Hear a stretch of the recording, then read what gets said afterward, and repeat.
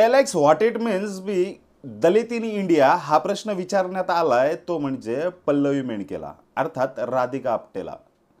पल्लवी मेनकेची भूमिका साकारणाऱ्या या राधिका आपटेला याच्यावरती कोलंबिया युनिव्हर्सिटीमध्ये हा प्रश्न राधिका आपटेला अर्थात पल्लवी मेनकेला विचारण्यात आल्याच्या नंतर राधिका आपटे म्हणते की माझी आजी अगोदर भंग्याचं काम करायची.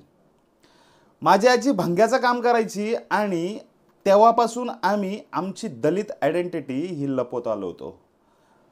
माझ्या समोर सुद्धा कुमार असं नाव लागायचं, परंतु आत्ता आम्ही किंवा मी हे कुमार नाव न लावता आत्ता मेनके लावते, जे नाव आमचं दलित आयडेंटिटीनुसार अगोदरचं आडनाव होतं. रोखठोकपणे या प्रश्नाचं उत्तर देऊन सध्या मी दलित आयडेंटिटी माझी लपवत नाही, तर मी आत्ता सध्या मी दलितच आहे किंवा एका दलित वर्गातून येते असं रोखठोकपणे ही पल्लवी मेनके अर्थात राधिका आपटे या सिरीजमधून सांगते. मेड इन हेवन 2 ही सिरीज आत्ता सध्या ॲमेझॉन प्राईमची ही सिरीज आत्ता सध्या आपल्याला गाजत असताना आपल्याला दिसते. ती म्हणजे राधिका आपटेने केलेल्या तिच्या ॲक्टिंगवरून किंवा या सिरीजमध्ये तिचं दाखवलेलं बौद्ध पद्धतीने विवाह किंवा बौद्ध चालीरीतीनुसार हा तिचा झालेला विवाह या सिरीजमध्ये दाखवलेला आहे. मेड इन हेवन 2 या वेब सिरीजची चर्चा सगळीकडे होत असताना काही राजकीय नेत्यांनी किंवा राजकारणातील लोकांनी हिच्यावरती अगदी तिच्या ॲक्टिंगला किंवा या मेड इन हेवन 2च्या पात्राला अगदी उत्स्फूर्त प्रतिसाद देऊन या राधिका आपटेचं नक्कीच कौतुक केलंय. कोलंबिया युनिव्हर्सिटीमध्ये लॉ झालेली मुलगी अर्थात पल्लवी मेनके अर्थात राधिका आपटे आणि सुरुवातीलाच या सिरीजच्या हा प्रश्न तिला विचारण्यात आलाय. पल्लवी मेनकेचं रोखठोकपणे उत्तर देणं आणि आपली दलित आयडेंटिटी न लपवून जगासमोर आपण किती कर्तृत्ववान किंवा आपण स्वतःला किती सिद्ध करू शकतो याचा एक ताजा उदाहरण काही दिवसापूर्वीच ही मेड इन हेवन 2 ही सिरीज आल्याच्या नंतर उत्स्फूर्त प्रतिसाद लोकांनी या सिरीजला दिला सुद्धा. याच्यामध्ये पल्लवी मेनकेची भूमिका साकारणारी ही राधिका आपटे आणि राधिका आपटेचं भरभरून होणारं कौतुक सगळ्यांनीच केलं. त्याचप्रमाणे वंचित बहुजन आघाडीचे प्रणेते बहुजनांचे आधारस्तंभ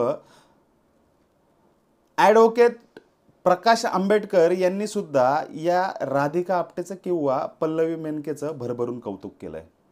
वंचित बहुजन आघाडीचे प्रणेते सर्वेसर्वा आणि इथल्या बहुजनांचे आधारस्तंभ प्रकाशजी आंबेडकरांनी सुद्धा राधिका आपटेचं कौतुक करत आपल्या अकाउंटवरून ट्विटर अकाउंटवरून 2 फोटो शेअर केलेत.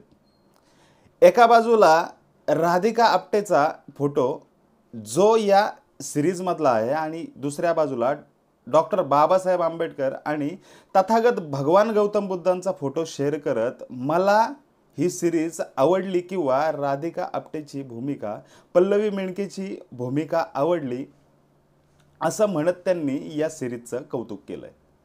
न डगमगता स्वतःचं अस्तित्व दाखवणारी आणि जिद्दीवान स्त्री पल्लवी मेनके ही किंवा या पल्लवी मेनकेची किंवा या सिरीजमध्ये चालू असणाऱ्या बौद्ध विवाहाची बौद्ध पद्धतीने होणाऱ्या विवाहाची ही सिरीज नक्की इथल्या बहुजनांनी बघावी असं प्रकाश आंबेडकरांनी इथल्या बहुजनांना आवाहन सुद्धा केलंय. ॲमेझॉन प्राईमवरती आलेली ही 5व्या एपिसोडमधली मेड इन हेवन 2 ची सिरीज नक्की असं काय आहे या सिरीजमध्ये की सर्वत्र पल्लवी मेनकेची आणि या सिरीजची नक्की चर्चा होते. बौद्ध पद्धतीने होणारा यातील विवाह अर्थात पल्लवी मेनकेचा विवाह हा इथे सर्व स्तरावरती चर्चेचा विषय बनलाय. पल्लवी मेनकेचं लग्न ठरतंय. ही एक लॉ केलेली मुलगी आहे. कोलंबिया युनिव्हर्सिटीमध्ये हिचं लॉ झालेलं आहे, परंतु स्वतःची दलित आयडेंटिटी न लपवता या विवाहाला ती कशी सामोरी जाते याचं एक प्रात्यक्षिक किंवा इथलं वर्णन या सिरीजमध्ये दाखवलंय. राधिका आपटेचं अर्थात पल्लवी मेंढकेचं लग्न ठरतंय हे एका अप्पर क्लास मुलाशी किंवा अप्पर क्लासमधल्या एका मुलाशी. राधिका आपटेचं हे लग्न ठरल्याच्या नंतर बौद्ध पद्धतीने विवाह होणार नाही, 7 फेरे घालूनच विवाह होईल अशी मुलाच्या घरच्यांची इच्छा.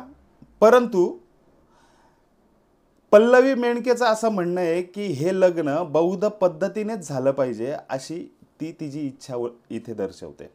मुलाच्या घरच्यांचा आग्रह हा तर 7 फेरे घालूनच हा विवाह झाला पाहिजे किंवा त्यांच्या घरच्यांचा सुद्धा हाच आग्रह आहे. शिवाय पल्लवी मेनकेच्या अर्थात राधिका आपटेच्या घरच्यांचा सुद्धा हेच म्हणणं आहे की 7 फेरे घालून इथला विवाह झाला पाहिजे. परंतु इथली ही जिद्दीवान स्त्री पल्लवी मेंढके ही तिच्या निर्णयावरती ठाम राहते. अखेर हा विवाह हा बौद्ध पद्धतीने घडतो. या सिरीजमधला मेड इन हेवन 2 सिरीजमधला हा विवाह अत्यंत बौद्ध पद्धतीने टिपलेला असून दिग्दर्शकाचं नक्कीच किती कौतुक करावं हे सांगता येणार नाही. या सिरीजमध्ये दिग्दर्शकाने अगदी आत्ता सध्या जसे बौद्ध समाजातील मुलामुलींचे विवाह होतात असाच एक टिपिकल किंवा साधा आणि सोपा मार्ग निवडून हा लग्नाचा सोहळा इथे टिपलाय. विवाहाच्या सुरुवातीला स्टेजवरती येणारी नवरी पांढरी साडी, कपाळावरती मुंडावळ्या आणि सुंदर दिसणारी ही नवरी ज्या वेळेला स्टेजवरती येते त्यावेळेला स्टेजच्या खाली ती असताना नवरदेव तिला हात देतो आणि स्टेजवरती घेतो असं डिक्टो पद्धतीने इथे या दिग्दर्शकाने टिपलंय. डॉक्टर बाबासाहेब आंबेडकर आणि गौतम बुद्धांच्या प्रतिमेसमोर दोघेही वधू आणि वर नतमस्तक होतात. शेवटी इथल्या विधीला सुरुवात होते. भंते किंवा भिक्खू हे लग्न लावताना या सिरीजमध्ये अगदी प्रामाणिकपणे काम करताना इथे दिसतात. गाथा सुरू असताना मागे वाजणारं बुद्धम शरणम गच्छामीचं सायलेंट म्युझिक आणि आनंदमय वातावरणामध्ये हा पार पडणारा सोहळा मेड इन हेवन 2 मध्ये अगदी डिक्टो बौद्ध समाजातील जशी लग्न लागतात तसाच्या तसा अगदी दिग्दर्शकाने दाखवलाय. सर्व स्तरावरती या मेड इन हेवन 2 ची या सिरीजची चर्चा होत आहे आणि राधिका आपटेचं सुद्धा इथे भरभरून कौतुक, पल्लवी मेनकेचं सुद्धा इथे भरभरून कौतुक होत आहे. जिद्दीवान, स्वतःचं अस्तित्व आणि येथे स्वतःच्या मतावरती ठाम असणारी मुलगी किंवा तिचं या सिरीजमधलं बौद्ध समाजाच्या चालीरीतीनुसार होणारं सुंदर लग्न पाहण्यासाठी किंवा इथली दलितांची, बहुजनांची चळवळ ही या दिग्दर्शकाने अगदी जशीच्या तशी या सिरीजमध्ये दाखवले. ॲडव्होकेट प्रकाश आंबेडकरांनी सांगितल्याप्रमाणे किंवा ट्विट केल्याप्रमाणे सर्वांनी ही किंवा सर्व दलित बहुजनांनी ही सिरीज नक्की बघावी आणि या सिरीजला नक्कीच हातभार लागावा म्हणून प्रत्येकाने ही सिरीज बघावी.